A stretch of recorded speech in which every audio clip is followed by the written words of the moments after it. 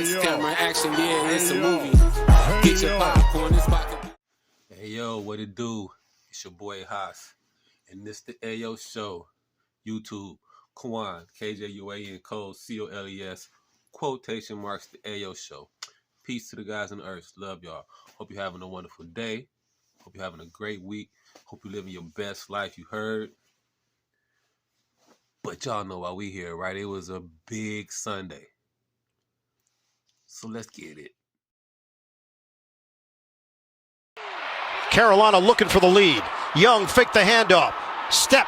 Young trying to run. He will for the score. Touchdown, Panthers. Bryce Young. Falcons looking for the touchdown. Penix out of the pocket. Penix pump, angle, pylon, touchdown, Falcons. Wait a second.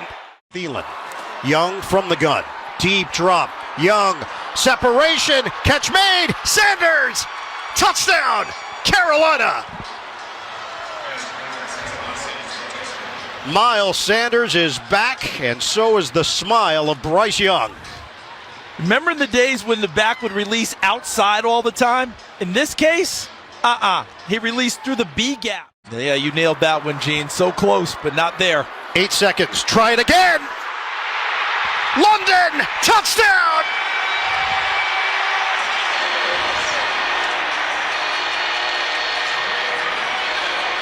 Michael Penix creating big plays. They ran it the same way. Loses a timeout. Fake the handoff. Young, step and throw. End zone. Touchdown. Tommy Tremble. 4th and 13 last week against Washington, and it's essentially the same play. You just change the receiver, change the personnel, and he rips that throw right down the seam. At 24 here, Panthers and Falcons. Young gets rid of it. Caught. Touchdown. David Moore. Panthers regain the lead. The Buccaneers are up. Penix. Oh, what a bullet! Touchdown! Drake London. Scintillating. Fake the handoff. Young. Out of the pocket. On the move. Young's going to run forward and then some. Touchdown, Panthers!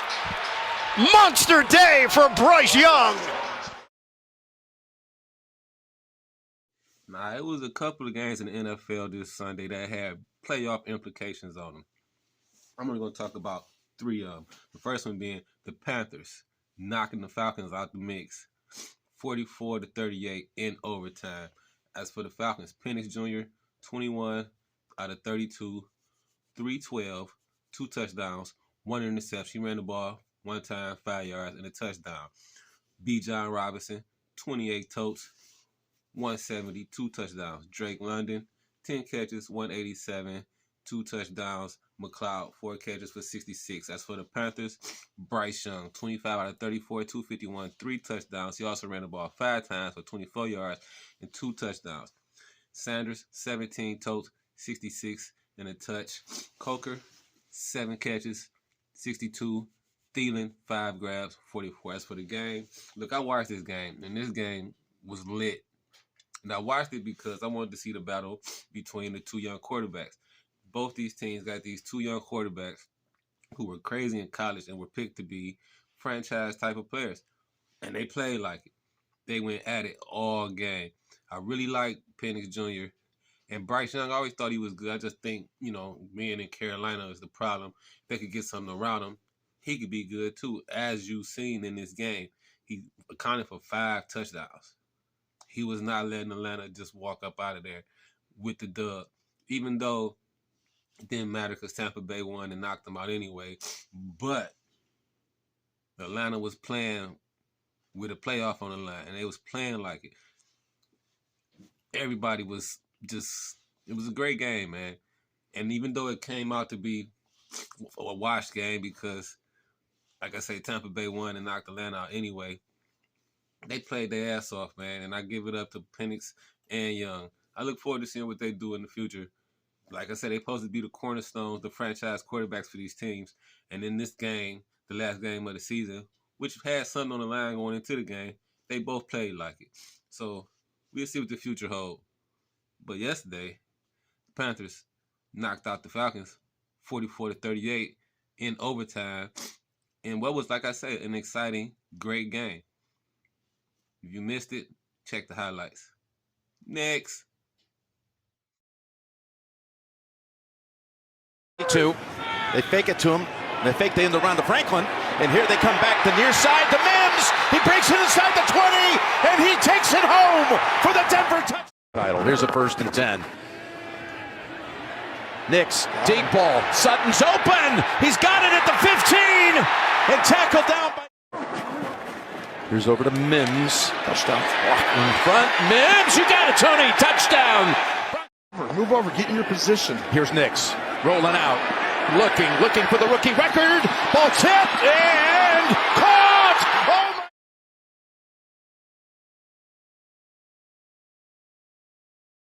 As for the second game, we're going to talk about the Broncos rolling the Chiefs, 38-zip. Numbers out the way. Carson Wentz was 10 out of 17 for 98 yards. Steele totaled the ball 8 times for 25 yards, and Remigio had 2 catches for 48 yards. That should say it all right there. As for the Broncos, Bo Nix was 26 out of 29, 321, 4 touchdowns, ran the ball 7 times for 47 yards. McLaughlin had 16 totes for 39. Sutton, 5 catches, 98 yards and a touchdown. Mims Jr., 3 catches, 51 yards and a touchdown. Vale, 4 catches, 50 yards and a touchdown. As for the game, you heard the score. You seen who was playing for the Chiefs. They didn't play nobody. I thought the Chiefs would probably play. Because Randy Reed don't usually sit players down. They played at the end of the season last year. They usually play at least a half. They didn't get no run at all. And they got smoked. Carson Wentz, it was a time he was one of them guys. They was talking about he could have been an MVP type man. That shit is over. They looked terrible. They got blitzed by the Broncos, and it wasn't even funny. Bo Nix, though, I will say, if not for Jaden Daniels over in Washington doing what he did, Bo Nix could be Rookie of the Year. And I wouldn't be surprised if he have some votes and some consideration for it. He should finish second because he had a good year, too, and he went crazy on the Broncos. Now, even though they probably said everybody, it was the same coordinators, so the defense was coming at him. I probably wasn't being with the same players, but I'm sure they schemed for Bo Nix, and Bo Nix lit that ass up. He only missed 3 passes all game, 321, 4 touchdowns. He had a hell of a game. That was a way to end it out because Jaden didn't play. Now, I think it's already wrapped because Jaden had just had a crazy season. He had some big moments, some Hail Mary wins, some big comebacks, so that's probably him locked up. That don't matter. But Bo Nix put the league on notice last night like, I'm here. And he showed it as they blasted Kansas City. 38 rip. Next. 25. Gibbs got an opening. The acceleration. Jahmyr Gibbs. Touchdown, Detroit. Lions going for it. The Vikings bring it. The pass is a touchdown to Gibbs.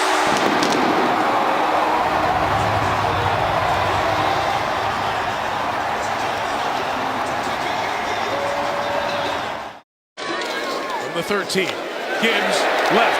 Jahmyr Gibbs accelerates into the end zone. He's got the hat trick.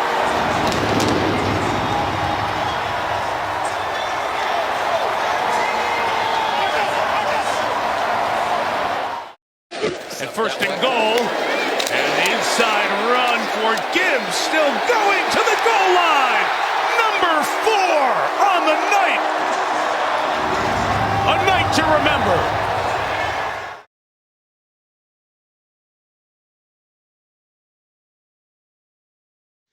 And the last game of the season was for the battle of the NFC North, where the Detroit Lions steamrolled the Minnesota Vikings 31-9. As for the Vikings, Darnold was 18 out of 41 for 166. Jones, 10 totes, 45 yards. Akers, 6 carries, 65 yards. Jefferson, 3 catches, 34 yards. Naylor, 3 catches, 53 yards. Addison, 1 catch, 0 yards. For the Lions, Goff was 27 out of 33, 231, 1 touchdown, 2 picks. Gibbs ran the ball 23 times, 139, 3 touchdowns, 5 catches, 31 yards, and a touchdown. St. Brown, 6 for 77. J. Mo, 6 for 34. LaPorta, 7 for 63. As for the game, look, it started like I thought it was going to be some issue. I was saying that Minnesota, now going into the season, I thought Green Bay was going to be the team that was going to give Detroit problems, but it ended up being Minnesota, the team that was right there all year. And with Jefferson, Addison, Hockenson, and Naylor, I thought they had enough to keep up with the Lions. But Darnold went back to the Darnold. I know I told you I didn't like that motherfucker, man. And he went back to being the Sam Darnold I know that I was mad when San Francisco picked him up last year. He got exposed. They played this receiving core, which is a dog-ass receiving core. They just played him man-to-man and blitzed him, put him under pressure. And pressure, what they say, pressure busts pipes, and he had water leaking everywhere. Pause. It was crazy. And like they have no Hutchinson. They missing like 13 players on their defense, the Detroit Lions is. And they was on this guy's head. Pause again. And it was not pretty. The first half was like, okay, what's going on? Like, is Minnesota gonna stick around? Nope. Because Gibbs, as time went on, Gibbs and the Lions, Gibbs and the offensive line just wore down Minnesota's defense, and Gibbs just started going crazy in the second half. And I just can't wait till Montgomery come back. The Lions look like the team to beat for sure. I hope it come down to them versus Philly in the NFC Championship, because that's the game I want to see. They didn't play this year in the regular season, so that's the game. Philly versus Detroit. In Detroit for the NFC Championship. That's going to be a slobber knocker, to quote Jim Ross. And I'm looking forward to it. But as for last night, Lions was all over Minnesota. Detroit was rocking. The stadium was rocking. I work at the hospital. You couldn't walk past a room. You couldn't walk past a desk. You couldn't walk past a nurse station. You couldn't walk past nobody who, if it wasn't on their phone, they had it on somewhere. Everybody was watching the game. And that's lit, you know what I'm saying? I'm not a Detroit Lions fan, but I'm from the D, so I represent 49 all the way. But usually around this time of the year, Detroit walking around doom and gloom, talking about what next year. No, the shit was hype as hell. Niggas was talking to each other that never even spoke to each other about the game. Shit was lit. Man, Detroit, salute. Y'all did y'all thing this year, man. And they beat the crap out of the Vikings, 31-9 to cap off the regular season and take the NFC North. Playoffs next week. Let's see. Next. Here the competition here. Porzingis, look at Wallace, the hand up on him, it ends up being a 3. It's just really terrific defense. How about a deep 3? And it is a 3. And it's nothing but City Edition unis for the rebound. Wallace attacks on Horford, right to the cup, shoots it right over him for the deuce. Brown can be loose with the ball, diving for it, there it is, picked up by Wallace. Wallace veers on Holiday, takes it all the way to the cup, he'll lay it in. Do it again here against the defending champs. Tatum pulls up, tough shot, and Jason Tatum, that's watch the pass. Brown, the 3. Holiday taps it out. Dort's able to take it away from White. Too much action on defense, and it leads to the dunk on the other end. Between Lou Dort and Jaylen Brown, they both wrestled each other out of the picture. Tough shot, SGA drills the step back 3. Second on the shot clock. And it's White. The hit ahead to Tatum. Caught it in stride. Tatum ejected. SGA swatted it away. 5-on-4. Hartstein! So now the Celtics are going to run a little offense here through Tatum. That is a very deep three, and Tatum splashes it down. Wouldn't turn the corner on Brown. Now he's got to put it up. Lost possession. Dort, sidestep three. Beats the shot clock. And Lou Dort, big time from downtown. Porzingis did a flyby, and he stayed engaged to come up with a big three for the Thunder. Brown got tied up by SGA. He turns it over. Open shooter. It's Dort. Yet again. He's able to pull down that rebound. And wisely decides to pull it out despite all the pressure. Keeps his dribble alive, pulls up, mid-range shot. And SGA with a little capper of his own. Double team, leaves somebody open. It's Dort yet again. Layup line three, Lou Dort putting an end to this one. So good the Thunder's defense. They stayed very disciplined in that second half to not allow the Celtics to get to their strength, which is three-point shooting. Now, lastly, we're going to switch gears to the NBA, where it was quite a few games in the NBA last night, but I'm only going to focus on one, and that was OKC popping the Celtics 105-92. For the Celtics, Jaylen Brown had 21, 3 and 3. Tatum, 26 and 10. Porzingis, 19 and 9. As for OKC, Wiggins had 15. Aaron Wiggins, that is. Dort had 14 and 6. Shai Gilgeous-Alexander, SGA, 33, 6 and 11. As for the game, SGA. Now, I will say the way this came out, SGA reminded me of Kyrie, first of all. Like, he not as good of, I ain't going to say he ain't got the handle Kyrie got. He got handle, but not the Kyrie handle. But as far as getting to where he want, getting his shot off, and scoring the bucket, it's like he unstoppable, man. And the game came out. Boston was looking good. They was back 100% full strength. Porzingis back, Jaylen Brown back. And they went into OKC. And I'm like, okay, so let's see what you got. And the Celtics came out playing like the Celtics. And they went up. Jaylen Brown had like 17 at halftime. And they was up 10. And usually when the Celtics get you up double digits going into halftime, you might as well put this one to bed. They shoot too many threes. They make too many threes. You ain't getting back in the game. That ain't happening this time, though. Because Shai, along with Dort, Wiggins, and Casey Wallace was in the third quarter especially, and the fourth quarter, Dort, Wiggins, and Casey Wallace made some big defensive plays and hit some timely buckets when they needed them. Until Shai was like, all right, give it here. I got it. And he took over. And when he get in that zone, it's like I say, he like Kyrie. It's nothing you can do to stop him. He get to his spots. He a mid-range shooter. He with a three, and he could get to the bucket, get to the line, and hit his free throws.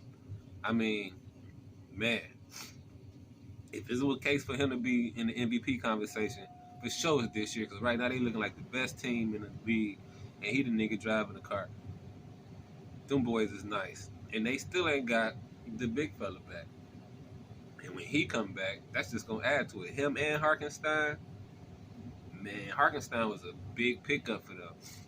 I ain't going to say New York missing him because the cat is going crazy, but he fitting well over there and getting the job. Look, he shitted on them something crazy on that oop from Shai. I'm liking OKC, and I'm switching my pick. I'm picking them to come out the West. I don't see nobody fucking with them. They too athletic, they young, and they hungry, and I love their crowd. Their crowd is on every play, hanging on every play, and they go crazy. That's the type of shit you like to play for. When you in the environment, that shit get you pumped up. OKC looking like they gonna be something to deal with. Boston more than likely still gonna come out the East, but man, if that was a gauge of what we gonna see in the finals, y'all better find something with SGA because he was killing Holiday, and that was another Holiday. I don't even think he had double digits, so he gonna have to step it up the next. If they meet again, which I doubt it, I don't know. They usually play 2 games, so we'll see. I don't know if they played already, but man, Shai got his number right now. As OKC popped the Celtics 105-92, and like I say, I think OKC the best team in the league right now. Next. Hey, yo. Hey, yo. All right. That was the Ayo Show. I'm Haas, YouTube, Juan, KJUAN, code COLES, quotation marks, the Ayo Show. Peace to the guys in the earth. Hope you're having a great day, wonderful week, living your best life. You heard? Happy 2025. Let's get it. Right now I'm sitting on like 146 subscribers, followers.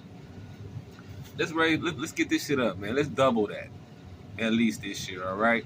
And like I say, tell a friend, tell everybody. Holla at the Ayo Show. This is where it's set. You know what I'm saying? Comment, subscribe, follow, like. Leave comments on things you think I need to add, things that you think I need to change, or just comment on the games, period. You know, it's not just games. We do movie shit, we do TV shit. So any comment, I interact. Holla at your boy. But you know the drilly. Fuck what they say, make them watch the fuck you do, all right? I'm Haas. This the Ayo Show. And I'm out. Peace.